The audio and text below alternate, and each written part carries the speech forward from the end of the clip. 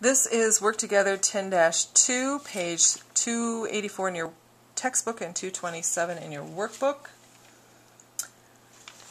This particular chapter, you're dealing with sales. Oh, I guess that was in the last chapter. Sales, and this one happens to deal with cash receipts and probably a general journal. I'm not sure.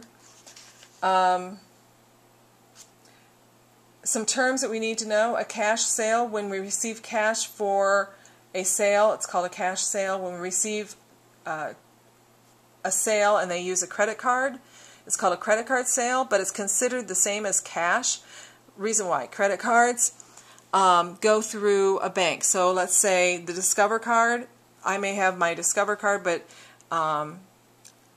when the business turns it in for the night and the night deposit, goes to the bank takes it and says, oh, this one goes to whatever bank the Discover card is using for their account.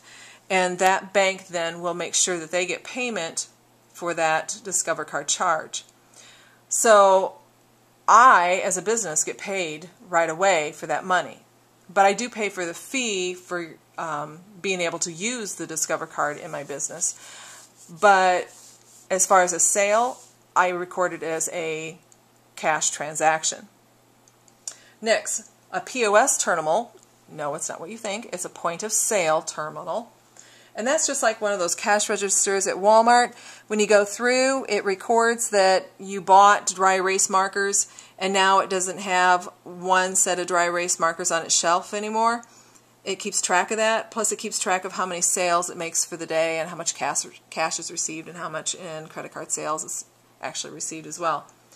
Then at the end of the day, they'll do a terminal summary, and I don't know if you've ever seen where they close out their cash box and they'll have it print out a tape, a register tape, and that terminal sale register tape will show that they have made so many sales in, let's say, Visas, and so many sales in MasterCards, and so many sales in Discover cards, and how much cash they actually took, how many sales they had in cash. And cash could be credit card sales and checks, and it could be physical cash. Then they'll make a batch report, and the batch report actually shows the different credit cards that were used on sale that day. And that's called batching out when they make the report. Then we go to the cash receipts journal, which we're going to use today. The cash receipts journal has 5 special amount columns. Anytime you receive cash, it goes in this journal, and that's why there's a cash debit column on the far right. If I receive cash because someone's paying off their account, then my accounts receivable column is going to be used to reduce how much they owe us. If I make a sale, cash sale, then that's going to be cash or sales credit. When I make a sale and they're not exempt or anything, then they have to pay tax, so the sales tax payable credit column will be used. And sometimes when they pay off their account, they get a discount. So I will use the sales discount column, and you'll see how that works. So let's get going. This is page 16 of the Cash Payments Journal, 16, and we are working for Graphics Company. The 2 documents, source documents we're going to use is Receipt R and Terminal Summary TS. So the first transaction is on October 4th, 2012. It says you received cash on account from Oakley Company, $371, covering sales invoice 96 and receipt 144. Now, they give you 2 source documents, kind of confusing. Since it was on account, when they originally bought it, they got a sales invoice 196. So that tells me that was a while back. But now I'm getting a receipt indicating that they paid it. So for my documentation, I'm going to put R144. And the amount of cash I'm going to put down is 371. And then they owe me less money. So accounts receivable is going to be decreased by 371. And when I use accounts receivable, I need to specify who owes me less, and that was Oakley Company.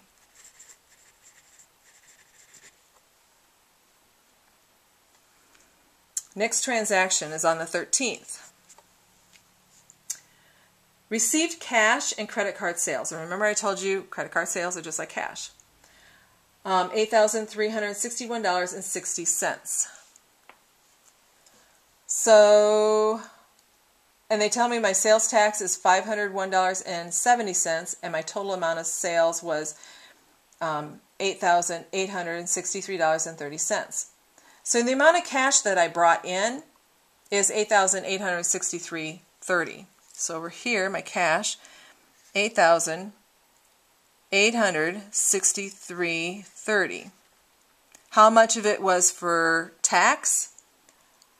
$501.70.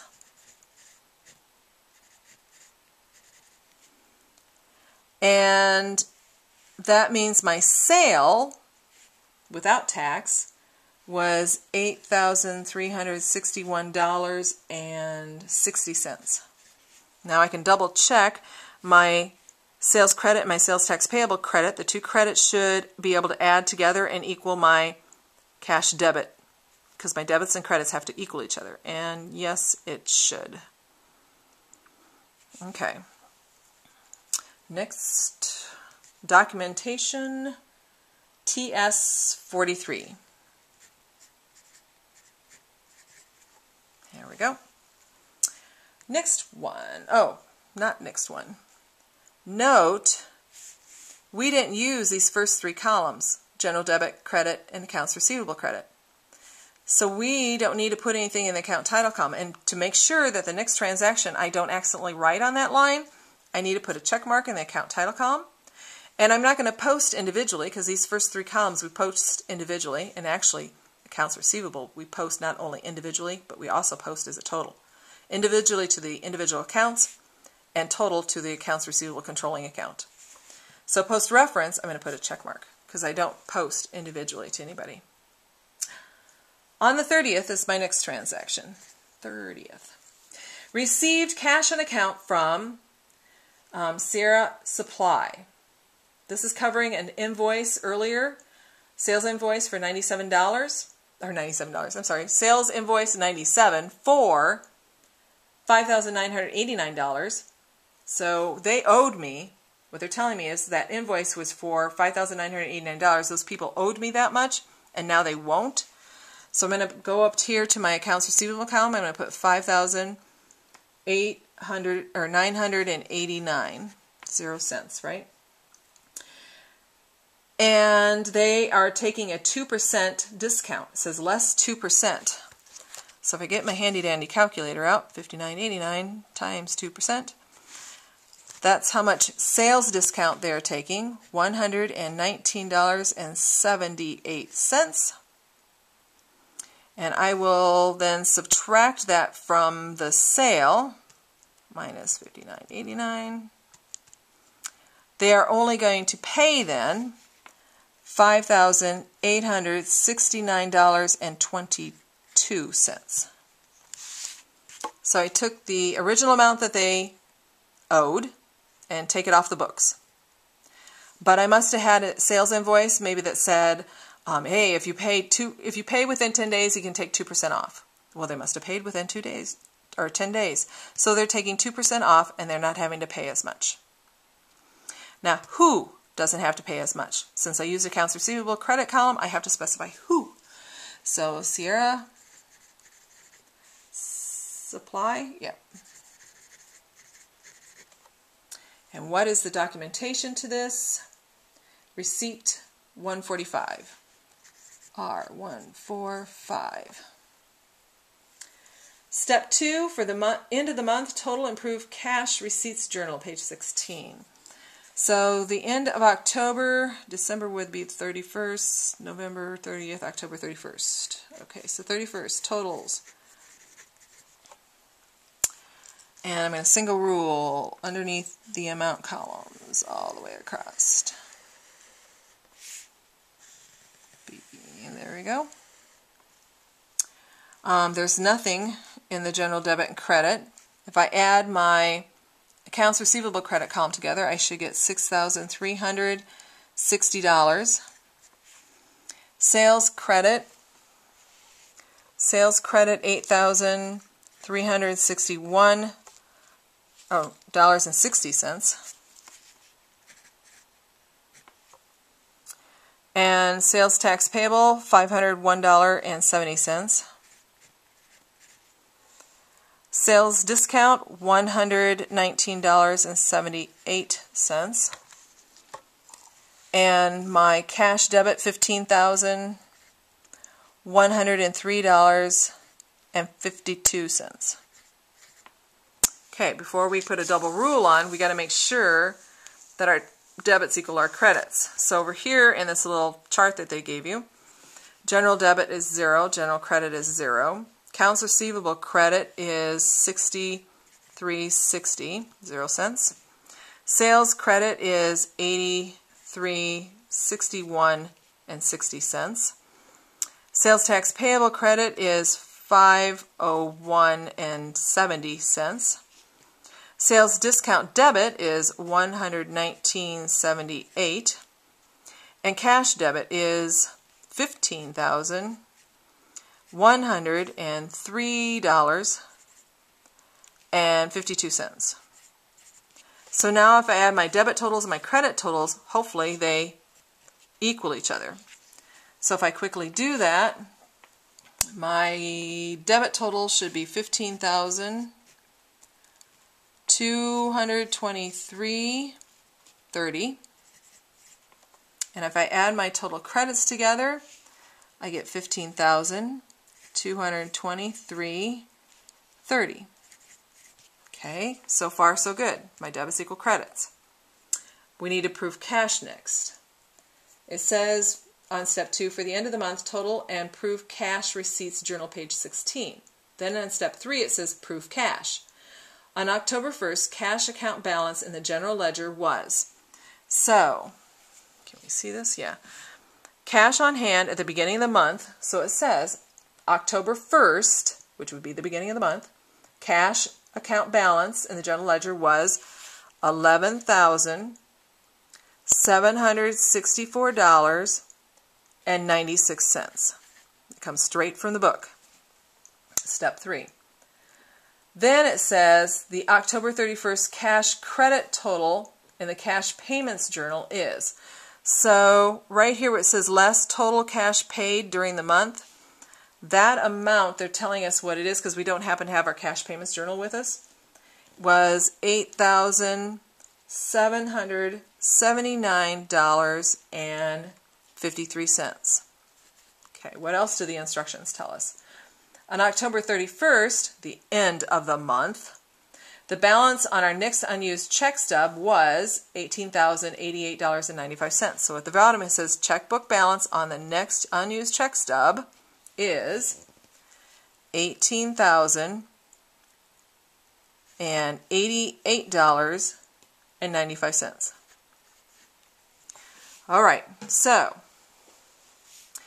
then it says plus total cash received during the month. Well, go to your cash receipts journal, and that shows me how much I've taken in on cash by looking at the cash debit column total. That would be $15,103.52. Now this word over here said plus, so when I add those two numbers together, I get a new subtotal, which would be $26,868.48.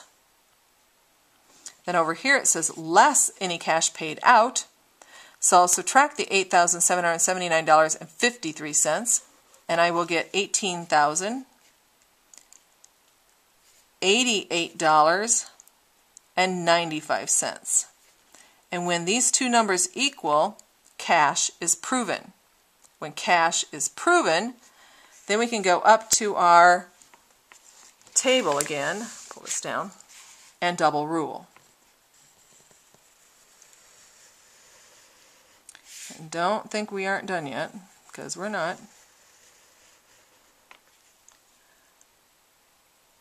Then, one thing that we want to do yet is we know that cash, debit, and general credit, they're posted as individual items. So I am going to put a check mark here because their totals will not be posted individually. Accounts receivable gets posted individually and as a total. So all the other accounts, special amount columns, get posted as a total. And that is it. Now we are done with 10-2.